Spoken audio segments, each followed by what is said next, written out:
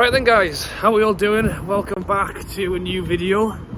Didn't plan on doing a video today.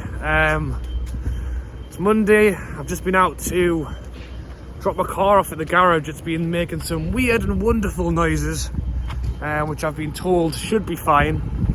So that's what we're going to hope for. But yeah, I wasn't really planning on doing a video today. Obviously, we saw the game at the weekend. We saw Newcastle draw 3-3 against Brentford for Eddie Howe's first game. Good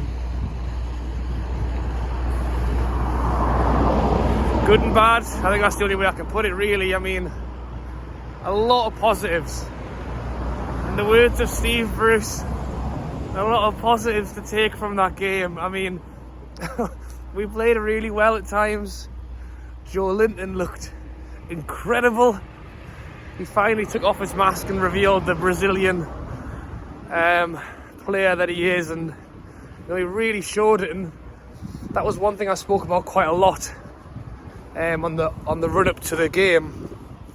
Was I really want to see Joe Linton kind of come out and show us what the player he can be. I said that for all the players. It was a fresh start for everyone. Someone like Shelvey, who Eddie Howe bigged up loads in the pre-match interviews and everything like that, talking about how he wants to see John Joe Shelvey play a vital role for Newcastle this season, and the fact that he's one of few players who can kind of move the ball from defence into attack quickly.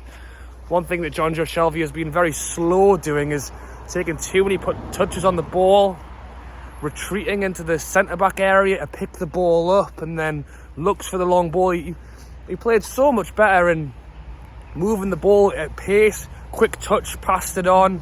So for me, possibly, well, I think certainly the best I've ever seen Joe Linton play. And if we're barring like the championship season, one of the better games I've seen Shelvey play, or certainly the best game I've seen Shelvey play in a long time. So huge positives for them too. We're seeing Fraser come on and effectively play a 40-yard 1-2 with St. Max for his goal. Again, Fraser, another player people have been talking about, wanting to see him kind of gain a bit of a new lease of life under Eddie Howe. Hoping to see the player that Eddie Howe was able to get out of him at his time at Bournemouth. Finally linking up with Wilson. I actually think Wilson had a bit of a quiet game for us yesterday. I mean, he's the man we've relied on far too much, so you've got to give him the chance if he's not having his greatest day. But a little bit quiet from him. I think ultimately it was the thing that we already knew this going into the game. We can score goals. We've got players like Wilson. We've got players like St. Max. And if you add to that, Joe Linton having a cracking game, Fraser getting involved and doing what he did for the time he was on the pitch. Ultimately, it's the defence that are letting us down. Very disappointed with Carl Darlow in his game. I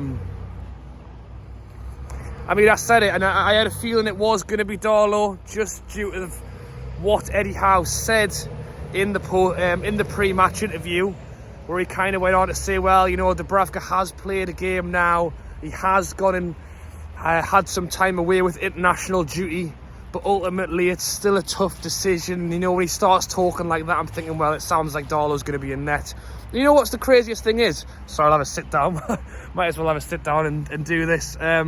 One of the craziest things is ultimately I think Darlow is a pretty decent number two.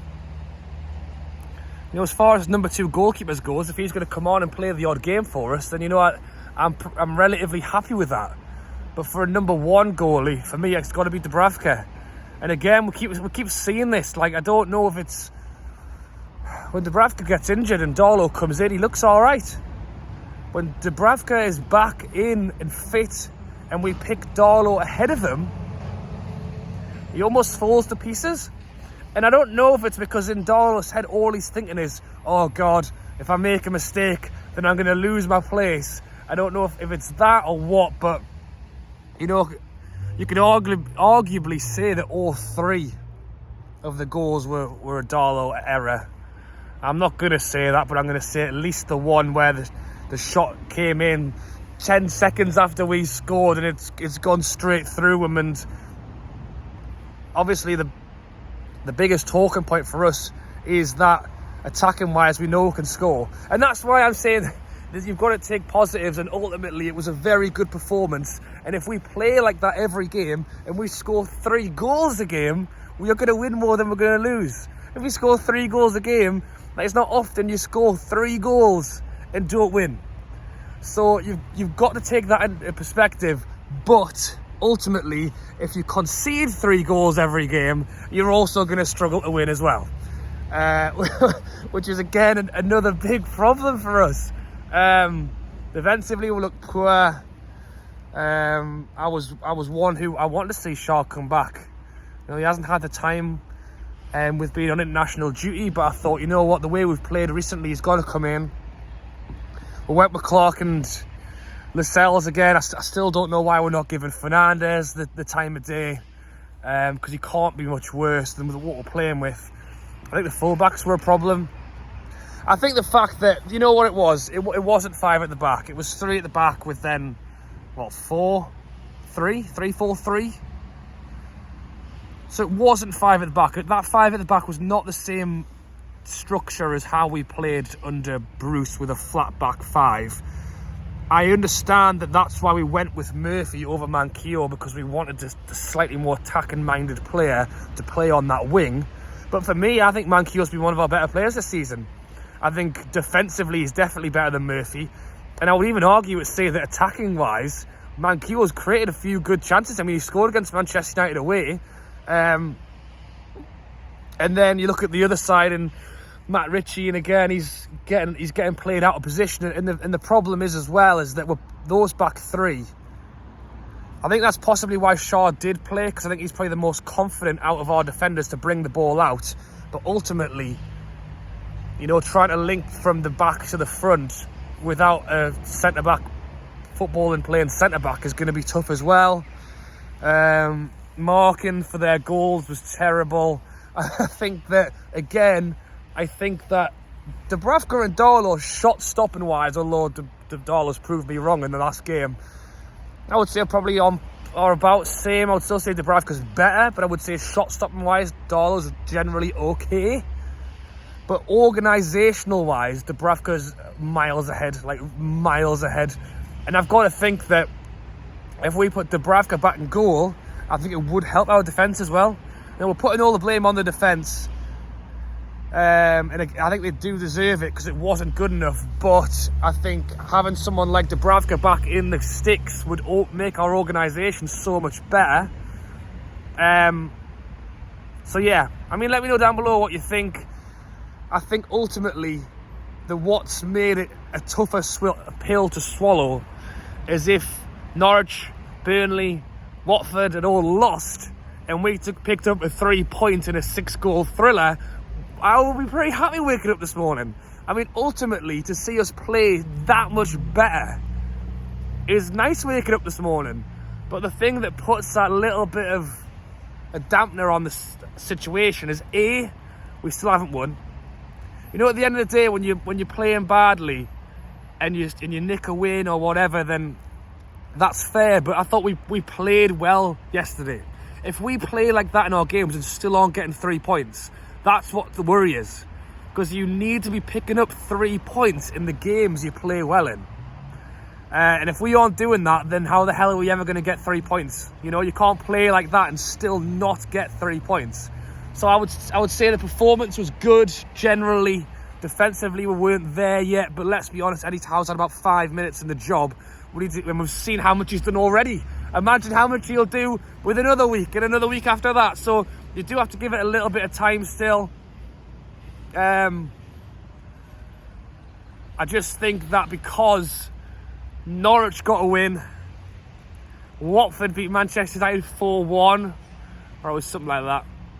I think Burnley drew against Crystal Palace. So, you know, you're looking around at what everyone else is doing when we've played a good game. Ultimately, again, defensively we weren't good enough.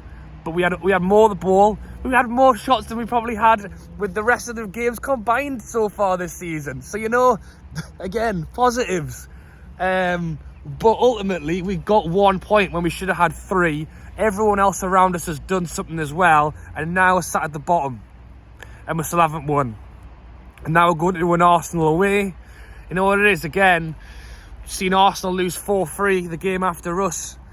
Do I think we're good enough to beat Arsenal? I mean, I've got to say no. But if we play like we did on Saturday, I think we're giving ourselves a chance. You know, how often previously in this season would I say we're playing someone like Arsenal and that we have a chance? Like, I would say we have no chance at all. But I actually think that maybe we could pull something off in that game. Again, defensively, if we're going to concede 3, we're not going to win. If we are able to score 3, then at least we're putting ourselves in a good position. But yeah, that's just basically a let it all out video from me on my thoughts from Saturday. As I say, I wasn't planning on doing one. I'll be back with 2 and Tuesdays tomorrow, so I'm looking forward to that, where we can go live with you guys. It's 6:30 tomorrow night, Tuesday night, every Tuesday at 6:30. So if you're interested in watching a live review of the games and stuff, then be sure to check that out tomorrow. It should be good fun. I mean, we'll obviously be talking about the game. We'll be talking about the Arsenal game coming up, and I'll try and find something a little bit more interactive for us to all do together as well. So keep your eyes peeled for that. But yeah, let me know what you think down below. Again, it's, you know, 6-goal thriller. You know, we want to see football. We want to see goals. We want to see exciting games. And we got all of that yesterday. So I feel like I should be a bit more happier than I am. But at the same time, we are getting into a position now where we need points. You know, to sit and watch us win 1-0 in a really boring game. You know, I don't want to do that.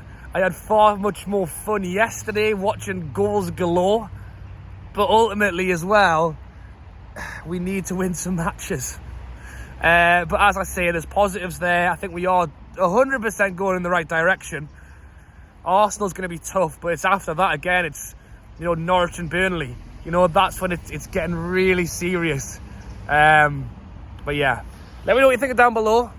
Hope you guys have enjoyed the video. As I say, hopefully my car's all right and I'm heading home now. But thank you for watching as always. Like, subscribe, check out 2 and Tuesdays tomorrow at 6:30. And I'll catch you later.